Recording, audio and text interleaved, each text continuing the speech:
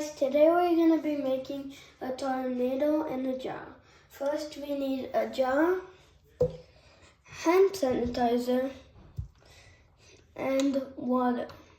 And make sure your jar has a lid, otherwise you won't be able to do the experiment. And food coloring is optional. I'm not going to use food coloring because it's harder to see the tornado. It's more realistic without food coloring. So first you're going to add like about this much water in. Yeah. So after that's done, we're going to add a tiny, I hope you can see, a tiny tab of food coloring. I'm so sorry.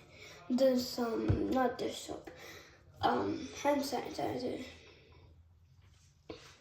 Let's add a little bit more water. About water, and then another tab of food coloring. No, the hand sanitizer. So after we put our hand sanitizer and water done, we're gonna close the lid. Let's make sure we close it extremely tight because I don't want any water to fall afterward. Okay, close it as tight as I can. Now I'm gonna wipe water from the phone.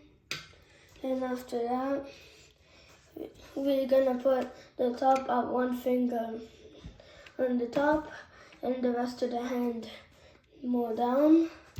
And then let's, just in case your jar is wet, let's just wipe it with paper towel. It's gonna be, it's gonna be.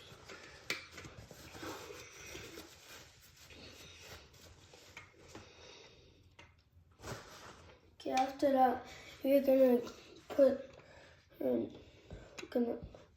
right in, and then. Oh. And now you're going to put in a circular motion. And look at that tornado. How cool is that? Doesn't it look like gray clouds? It kind of does. I hope you enjoyed this video, and I'll see you in the next video. Bye.